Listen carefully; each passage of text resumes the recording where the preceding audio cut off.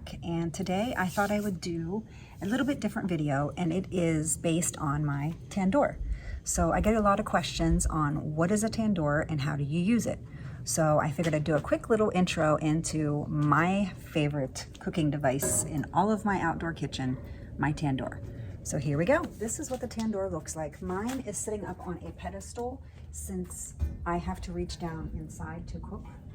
So this here is, it's over 100 pounds. It's clay inside. I'll give you a close-up as well.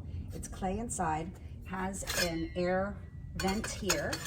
Here are what you're going to put the meat on, and then it's going to go down inside like this. And so then we will be able to shut it and cook our foods. I got this back in, I got this back in 2013 for Secret for Father's Day, right after Taryn was born. So Taryn was like a month old. This was in Chicago as well. But I'm going to give you a little bit of a closer look. This is made out of the stainless steel, so it gets hot just to the touch. This is not obviously cooked in at the moment, but I'll show you the outside first and I'll show you down the side. All right, so it's coated in here with the stainless steel. Inside is all clay. And then you got the door for the air, so you can kind of see in there a little bit. But ours is on wheels as well, so then you can move it around. Like I said, I put it on a pedestal. It's 100 and some pounds, so I knew that literally the outdoor kitchen was built around this thing.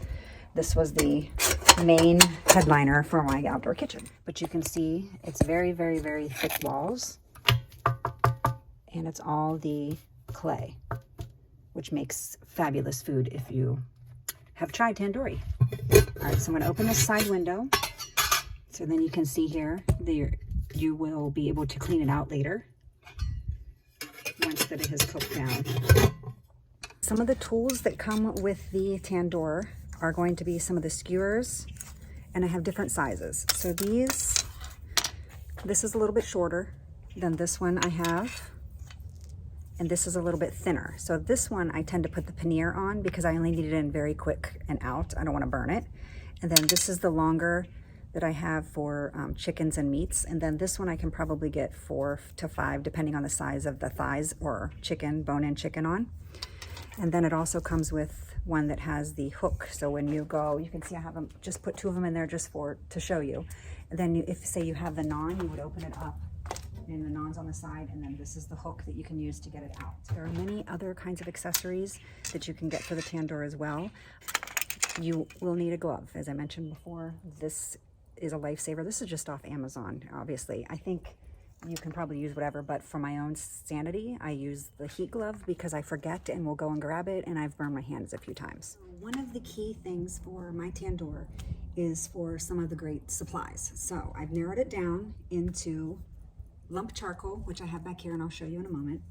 You want a heat glove because that thing gets, oh my gosh, so hot. Obviously some lighter, and you're going to want some sort of paper. The biggest thing that I think helped me out the most with the tandoor are these charcoal chutes. So you can see here, I don't think that's what they're called. I got them at Lowe's. But anyhow, you will put the charcoal in here and paper under here to fire it up. I have 3 of them because I found my magic number to keep the tandoor going and hot is for 3 chutes to go in. So I go ahead and load all 3 of these, which I'm going to show you, with the lump charcoal here behind me. And then I'm going to go ahead and start it to fire. I'm going to let it burn until the charcoal starts to turn a little bit white towards the bottom. Then I will dump it into the tandoor. But I turn them over to start so I can put all the paper in the bottom. So then all right, once you've got those filled, then we're going to go ahead and dump in the lump charcoal into all 3 of them. These are filled now, and I've got the paper in the bottom. Now I'm going to go ahead and start it, and then I'm going to let this cook, and then it'll go down to some sort of a white on the charcoal, and then we'll get ready to pour it into the tandoor. Okay, as you can see, it's starting to smoke. It's going to be that way for a few moments, and then it'll start cooking and getting really hot. Now you can see the first one has stopped smoking and the other 2 are almost done.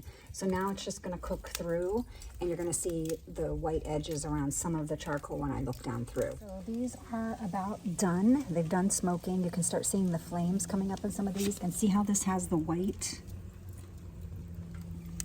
around the charcoal. I just need these two to get there, and then I will dump them into the tandoor. So we are ready to fill the tandoor. So we're going to take one by one, use your heat glove, and we're going to dump them in. Make sure that you have the little door for the air shut, or they'll come rolling out.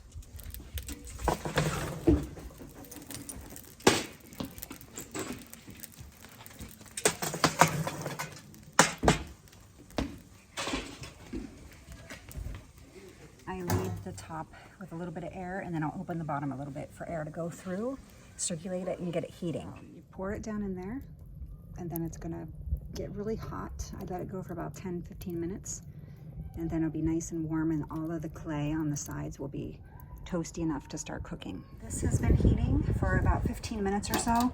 I've skewered the chicken, and now I'm going to get ready to pop the first one down in there.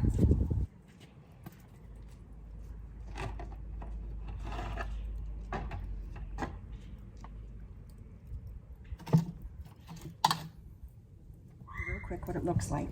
Then I'm going to put the lid on, cover it to a certain point, leave this open so air can get through, and then it'll start cooking pretty quickly. Here it is down in here. You can see some of the flame from the drippings right now, but you can see that it's nice and hot down in there. See how it's nice and red down in the coals? That's what you're looking for. It's been about 10 minutes. I'm going to check it and then probably just rotate it around. Oh yeah, starting to cook nicely. I'm just going to turn it so it's the other side all the way.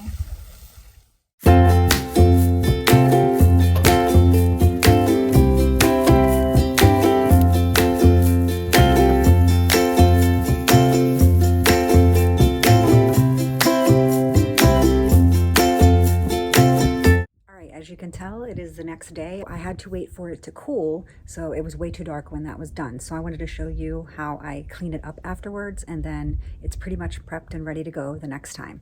The only thing you're gonna need is, I just use one of these handy little broom. It's a nice little one. They even have smaller, but it's perfect for inside the tandoor. This is what's left the next day. So it's just ash, which I can take, and you can sweep up to one side, and then go ahead and get rid of the ash. So I hope you found that interesting, learning a little bit about my tandoor. If you have any questions or would like to see me do some series of recipes on using the tandoor, then definitely leave a comment and be sure to like and subscribe, and I will see you in the next video.